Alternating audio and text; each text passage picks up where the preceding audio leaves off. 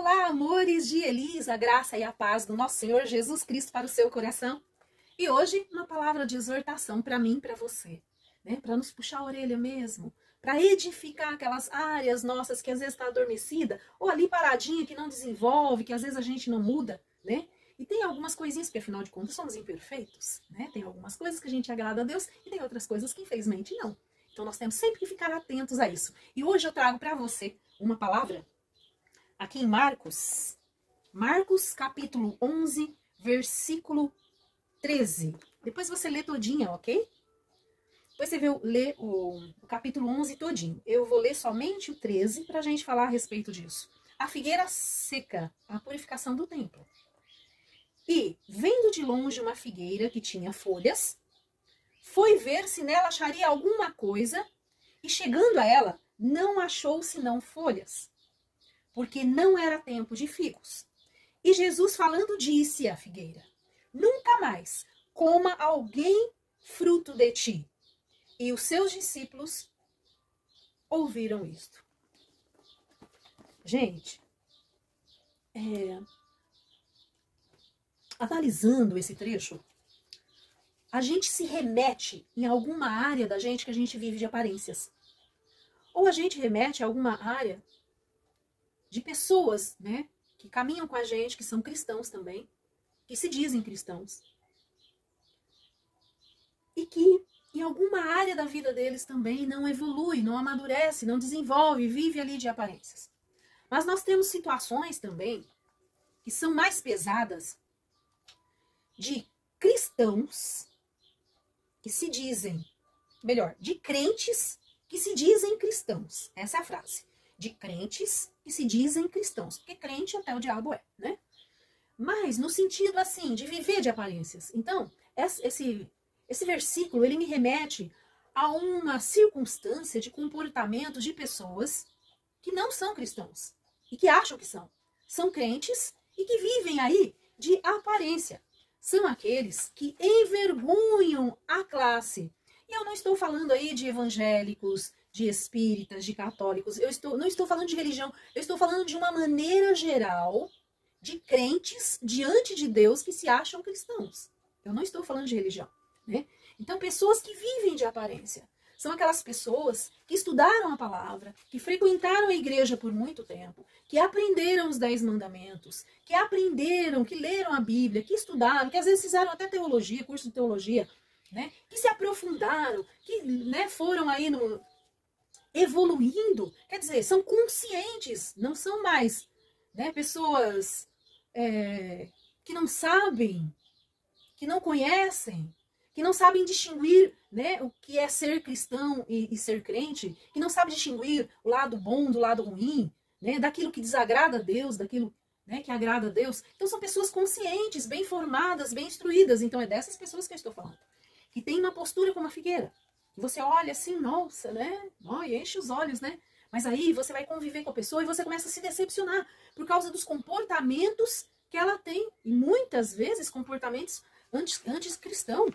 Né? Pessoas que caminham com trajes desrespeitosos, homens que andam sem camisa, que sabem que isso não é certo, mulheres que andam com roupas cavadas, roupas super curtas, shortinhos, e que são cristãos, e que sabem que tudo isso é errado, que tiram fotos e colocam no Instagram, no Face, com roupas assim, e que sabem que isso é errado, né? Pessoas que bebem ao extremo, em excesso, que mesmo dentro da igreja tem vícios, pessoas que têm comportamentos no trabalho, comportamentos que envergonham, né? Que quando alguém olha e fala, meu Deus, como que um cristão pode ter um comportamento desse? Né? Falta no trabalho, mente, né? Compra um atestado médico. Tem cristão não, crente, né? Que faz isso também, compra um atestado médico, né? Fica faltando no trabalho, não trabalha direito, não dá além, né? Não dá o seu melhor, né? Ou fazem coisas ruins dentro do trabalho de uma forma ou de outra, né? Que tem um comportamento que desagrada a Deus,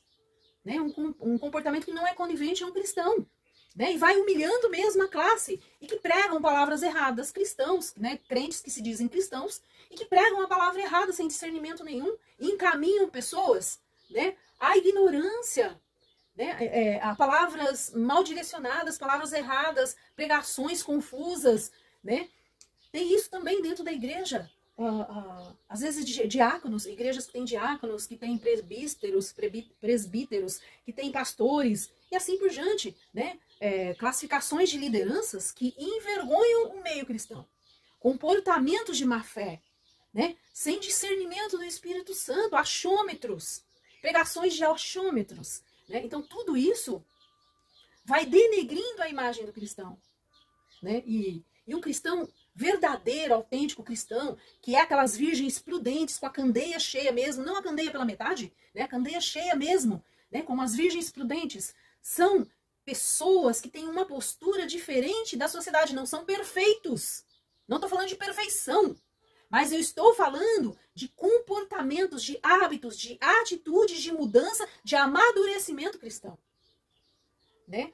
Quando a pessoa começa a abrir mão de coisas que denigrem a imagem do meio cristão, que desagrada o coração de Deus, que joga em vão o sangue derramado na cruz. Jesus Cristo derramou o sangue dele na cruz por nós, para a nossa salvação, né? Para nos levar ao tempo da graça.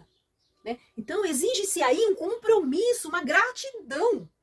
Quando o cristão é um verdadeiro cristão, não perfeito, mas que tem uma busca na santidade, que procura, né, se santificar, que o foco é o céu, que procura subir um degrau de cada vez, que hoje é melhor que ontem, que amanhã será melhor que hoje, aquele comportamento de busca de sabedoria, de mudanças realmente, de atitudes que vai levando a uma santidade. Sede santos como seu Pai é santo. Né? Aquela pessoa que tem um comportamento aí que chama a atenção dos demais. Né? Que as pessoas percebem que você está lutando para ser melhor, que você está lutando para chegar a mais, né? Cada vez mais à perfeição, à santidade, que você está lutando para mudar, né? Aquilo de ruim que tem em você. Eu não estou falando de seres humanos perfeitos, porque nunca vão ser. Sempre vamos ter qualidades e defeitos, sempre vamos ter, mas não erros programados, né? Aquele erro que você sabe que não pode fazer aquilo, mas você faz. Né? Então, o cristão, quando ele comete um erro acidentalmente, ele não é um erro programado. Né? Então, quando ele tem um comportamento assim, que ele se arrepende, que ele se humilha, que ele pede perdão a Deus, Senhor, o que eu fui fazer, o que eu fiz, meu Deus, o que eu fiz, aquele remorso, aquela dor, né? Aquela angústia dentro de si, né? De ter feito algo que desagradou o coração de Deus, de ter feito algo que manchou, né? O seu meio cristão ali. Então, esse é o verdadeiro arrependimento, né? Essa é a verdadeira humilhação diante de Deus, pedindo perdão do pecado, né, que cometeu, da atitude errada, né, e fazendo uma aliança com Deus de se esforçar, de dar tudo que tem para ser cada dia melhor. Né? Eu sei que mudar não é fácil.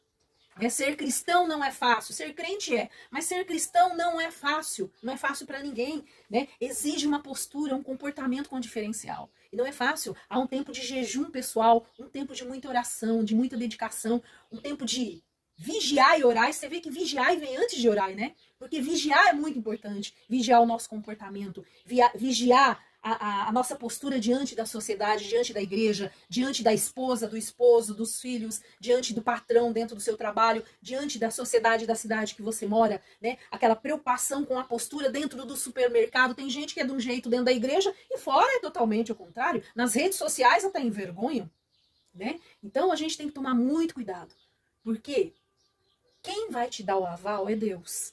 E Ele sabe tudo. Ele vê tudo, ele sonda, esquadrinha teu coração, ele te conhece, ele sabe de todos os defeitos e ele sabe do teu comportamento dentro da igreja, dentro do trabalho, dentro da casa, dentro do casamento. Dentro do casamento, o seu comportamento na rua, na sociedade, né? No ambiente familiar. Deus sabe, ele sonda, esquadrinha seu coração, ele sabe por que você está tendo aquela atitude. Né? Então vamos vigiar e orar mais. Né?